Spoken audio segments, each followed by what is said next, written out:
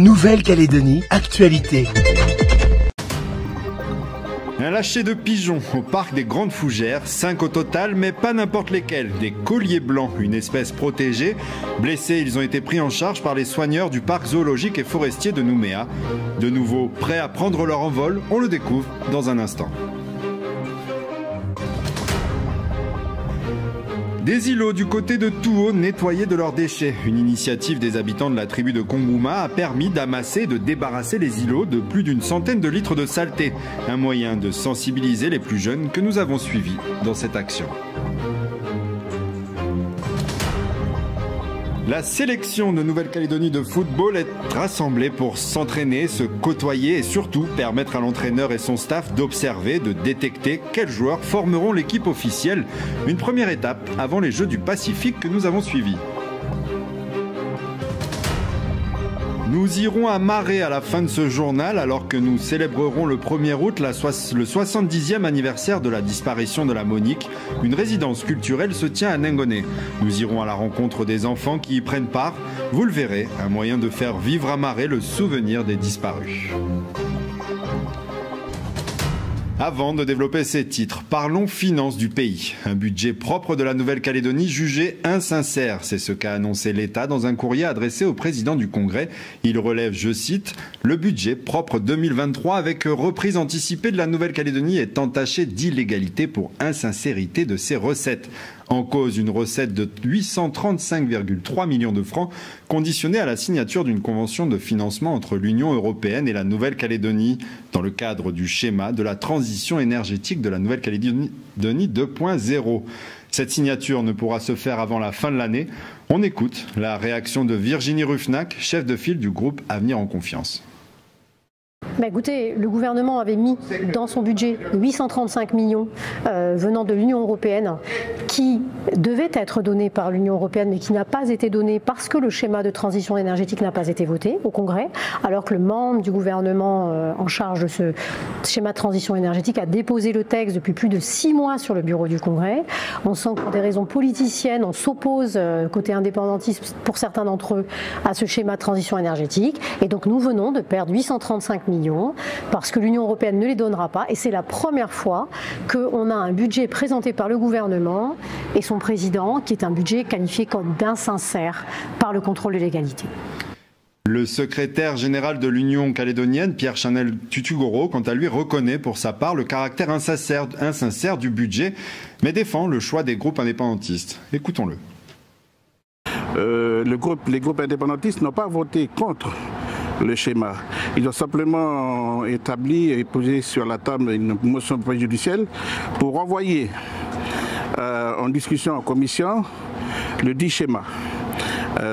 C'est une procédure normale, il faut dire ce qu'il en est. C'est pour ça que je sépare les deux choses, sont bien différentes pour moi. L'insincérité notifiée par les services de l'État, ça, il n'y a pas de souci. C'est des choses dont on a l'habitude dans le cadre de nos responsabilités. Et puis la justification qui est amenée par rapport au schéma voilà. Il est bien rappelé qu'on n'est pas contre le schéma. Sinon on aurait voté contre. Économie et consommation. Ce chiffre, plus 0,4%. Il correspond à l'augmentation des prix pour le mois de mai. C'est ce que révèle l'INSEE, dont l'indice des prix vient d'être actualisé. Cette hausse est notamment liée au prix de l'alimentation qui ont progressé de plus 7,9% en un an. L'indice des prix à la consommation en hausse de plus 2,2% sur un an. Environnement. 5 colliers blancs, une espèce protégée, ont été relâchés ce matin au parc des Grandes Fougères. Ces oiseaux étaient arrivés blessés au parc zoologique et forestier de Nouméa. Pendant plusieurs mois, les soigneurs se sont occupés d'eux afin qu'ils puissent retourner dans leur milieu naturel. Nous avons assisté à leur nouvel envol grâce à Anna Mazer-Pirodon. Jeudi matin, 7 h, au parc zoologique et forestier de Nouméa. Les colliers blancs reçoivent une dernière dose de vermifuge avant de rejoindre le parc des Grandes Fougères. Donc on va relâcher ces 5 individus aujourd'hui. Ils sont restés entre 1 an et 6 mois au parc avant qu'on ait pu trouver une date donc pour les relâcher tous ensemble aujourd'hui au parc des Grandes Fougères. Retour en liberté pour ces oiseaux. Mais avant d'en arriver là, les soigneurs du parc zoologique et forestier de Nouméa ont dû s'occuper d'eux à la suite de blessures. Bon, ça peut être attaque de chien ou une grosse fatigue, donc selon l'état dans lequel l'animal est, les soins peuvent être plus ou moins longs. Donc, ça peut durer une nuit parce qu'il est fatigué, donc il a juste besoin de se retaper. Ou ça peut durer 4 mois par exemple, avec un de nos colliers blancs. Il a eu un problème au niveau de son arrière-train qui était complètement inerte, donc les soins ont duré 4 mois. À une semaine d'être relâchés, ces colliers blancs doivent être choisis et pesés. Ils sont arrivés au parc entre 2022 et début 2023. Un oiseau qui serait maigre avant de partir, ce ne serait pas judicieux de le relâcher. Il faut d'abord quand même bien le retaper, être sûr qu'il n'ait pas de parasites et pour un relâcher optimal.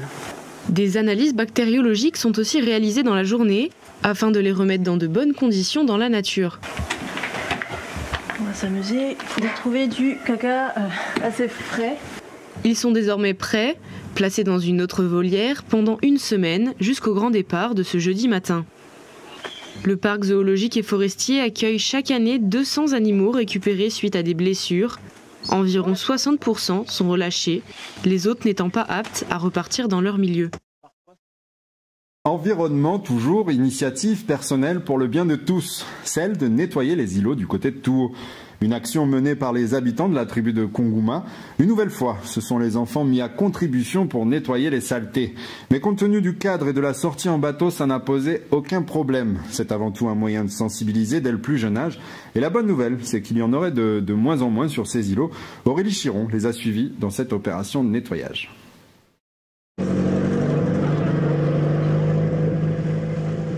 Il est 8 heures quand les enfants embarquent. Une expédition qui les mène jusqu'à l'île Okami, située face à la tribu de Kongouma. Distribution des équipements, puis place aux instructions de Stéphane. Ici, on ne ramasse pas les bouteilles là. Des fois, les gens ils ont besoin. On ramasse les boîtes. Tout ce qui est boîte. Plastique. Séparés en 2 groupes, la chasse aux déchets peut commencer. Ici et là, canettes, bouteilles en plastique, en verre et autres détritus abandonnés sont récupérés. Ils ramassent pas bien les déchets, eux, ils sont pas bien éduqués, quoi. Je dirais qu'ils sont pas éduqués. Manque d'éducation ou de civisme, pour Stéphane, à l'initiative de cette action, les comportements se modifient. Des fois, les gens ils arrivent, mais il n'y a pas de poche au femelle, il faut l'état. Ça, c'est déjà bon. Hein? Oui, oui. Comme ça, on arrive à aller. Juste à ramasser l'état. Pas besoin d'aller. C'est pour ça qu'on est là aujourd'hui avec les enfants. Comme ça, la nature soit propre et puis nous aussi, il ne faut pas jeter pas tous les déchets, il faut mettre dans un endroit où bien là pour l'environnement, quoi. C'est une façon de les éduquer? Oui. Comme ça, c'est pour eux plus tard, ils ne font pas comme ça, on descend n'importe où. Après 6 poches poubelles de remplies, direction l'îlot Sapin où se trouvent des membres de l'association environnementale Au-Out, présents pour une opération de dératisation. J'ai l'impression qu'il y a vraiment une prise de conscience de la population. Là on le voit aujourd'hui, c'est un pêcheur professionnel qui a lancé le move avec sa famille, quoi. Mais je pense qu'il y a vraiment une prise de conscience, quoi, qu'il faut pas laisser ces déchets dans la nature, quoi, et que ça a un impact sur notre environnement. Un réveil écologique s'empare de Touo, de bon augure pour la commune qui s'engage pour les 10 prochaines années à polluer moins et mieux protéger la biodiversité. Mouvement social à présent, les 60 employés de la société minière de Poro, un sous-traitant de la SLN, sont mobilisés sur le site de Poro à Wailou depuis hier. Ils réclament de meilleures conditions de travail. Elles passent par plus de sécurité, d'hygiène, un environnement décent, mais également une revalorisation de la grille salariale et la mise en place d'une prime de performance. La mine est pour le moment à l'arrêt et un minéralier est bloqué tant qu'aucun accord ne sera trouvé. On écoute Richard Moimbourou, délégué syndical SGTINC au micro de Anissa Toussi. Jusqu'à présent, depuis l'ouverture de cette mine qui date quand même de 23 ans, il n'y a jamais eu de réfectoire dans les normes, quoi. Nous, ce qu'on veut actuellement, c'est de mettre en place toutes ces structures-là pour que nous, en tant qu'employés, voilà, au niveau de l'hygiène, on sera bien, quoi. On travaille sur des engins qui datent déjà, c'est des vieux engins, il y a des problèmes de climatisation, il y a tout un tas de problèmes mécaniques qui fait que maintenant, ben voilà, on interpelle aussi la direction pour faut faire le nécessaire, quoi. Il n'y a jamais vraiment eu de syndicat représentatif élu par des élections, quoi. Nous, ça fait 1 an et demi maintenant qu'on a fait asseoir le syndicat au sein de la société.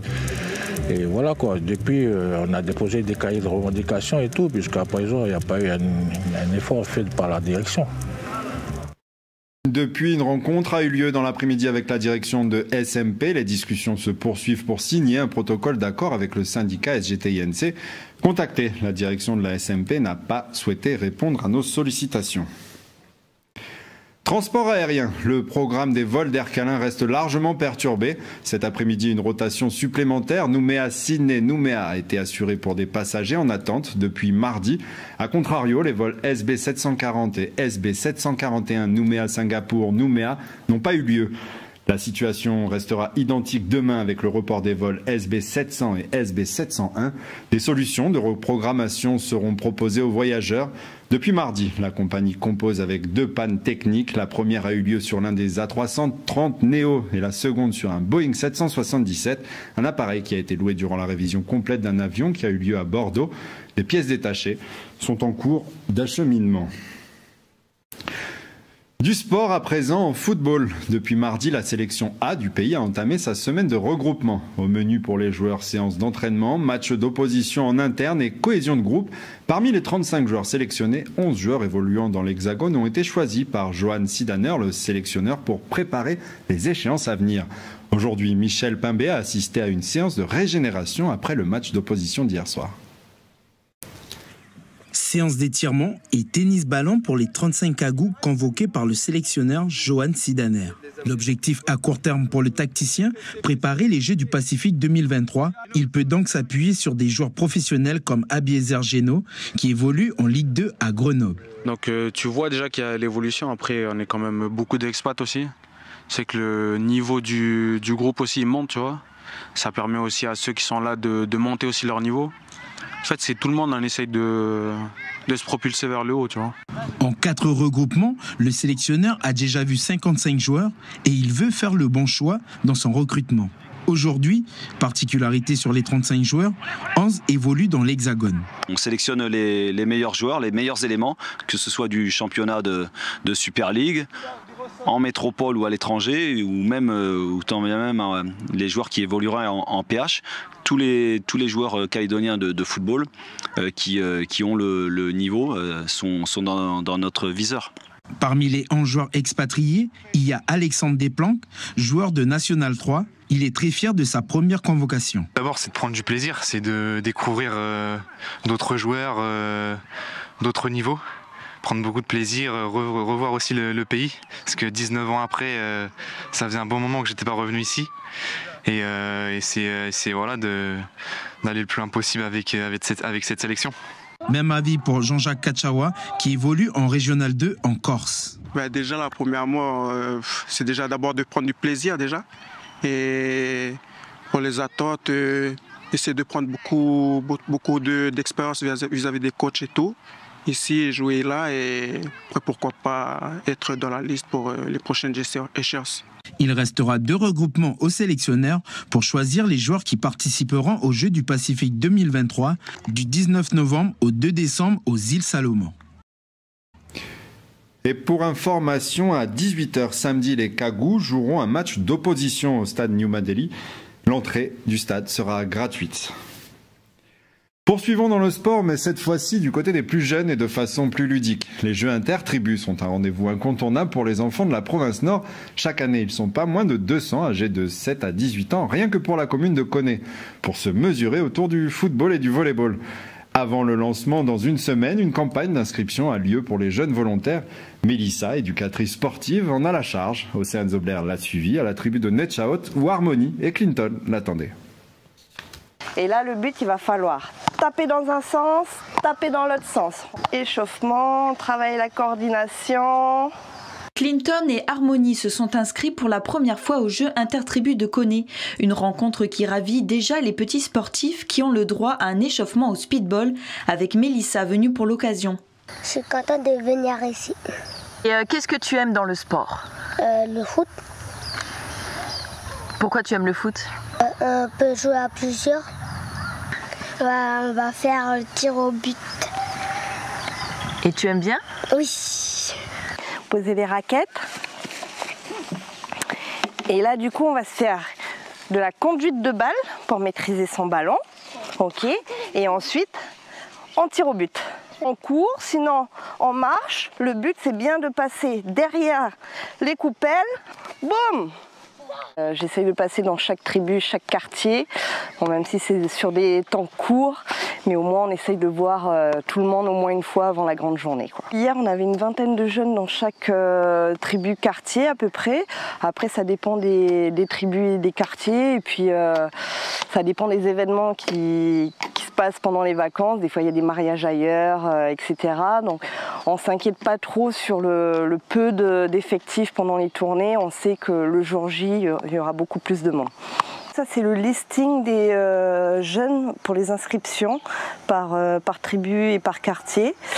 Chaque équipe va se donner un nom et comme ça, le jour J, le 24 juin, on appellera au football 7-9 ans l'équipe de Poinda contre l'équipe de Netchaot et puis ils se mettront sur le terrain pour démarrer le match. Il y aura le bus qui viendra vous chercher samedi 24, ok, pour vous emmener directement au stade Yoshida. Le midi, vous inquiétez pas, on vous donne des sandwichs, des fruits, des bouteilles d'eau. Il y aura même un goûter pour 4 heures. Et ensuite, le bus, il vous ramène à la tribu. Pour participer au jeu intertribu du 24 juin prochain, il faudra compter 200 francs. Après une année record en 2020 avec 400 jeunes inscrits, l'équipe de la mairie espère une participation cette année de minimum 250 jeunes. Mélissa ne perd pas de vue cet objectif et continue sa tournée jusqu'à demain. Culture et patrimoine. Avant de refermer cette édition, les enfants du pays sont riches de leur culture et le district de Penello tient à le leur rappeler. C'est pour marquer les 70 ans de l'histoire du naufrage de la Monique que l'association Wathu Muyaran, depuis le début de la semaine, est en pleine résidence culturelle à la tribu de Penello. De jeunes artistes du district se sont réunis autour d'ateliers de danse, de chant, afin d'honorer la mémoire des disparus. Voyez ce reportage de Duke Menango.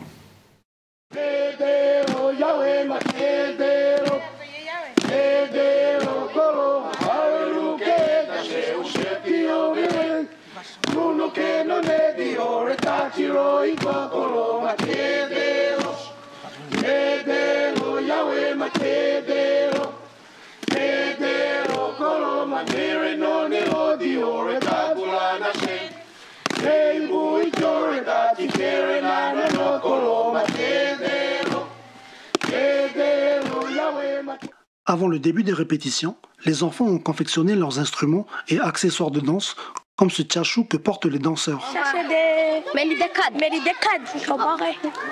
C'est des lianes. Des lianes, après on coupe. Après on va mettre dans le feu pour enrouler. On va enrouler, après on va mettre dans le feu. Ça sert à quoi de mettre dans le feu? Mais comme ça on va enlever la peau. Ça va être plus facile d'enlever la peau. Ces accessoires leur serviront à danser le chant créé par le pasteur Honoré. Un chant basé sur l'espoir que peut susciter pour tout un pays l'histoire de la Monique. Il est parti de Nouméa à Ouvert. Et Ouvert de Lifou. Et Lifou, Marais. Ça s'est échoué. Il a disparu. Il a disparu. Comment la disparition de la Monique a été choqué un peu le territoire, le peuple kanak aussi. Parce que je pense que dedans il y a tous les ethnies de ce territoire qui sont perdus. L'espoir se trouve dans les nouvelles générations. Il est donc primordial pour l'association de leur transmettre les bases de leur culture. On sait très bien qu'à Nouméa, il y a beaucoup de jeunes qui sont dans la rue. On aimerait bien appeler ces jeunes pour venir aux îles, pour ressourcer un peu envers notre culture. Parce que maintenant, je crois que la jeunesse perd un peu à l'équilibre pour avancer. Parce que pour avancer, il faut la culture. Pour avancer, il faut aussi s'ouvrir vers les autres. D'où le thème de la Monique et les commémorations à venir. Là, on prépare la danse, les danses traditionnelles pour les 70 ans de la Monique. Ensuite, l'objectif de ces deux résidences, c'est pour le 2025, pour le 20 ans de Guéli. Ces créations artistiques, dansées et chantées par les enfants, seront présentées demain à la chefferie de Penello.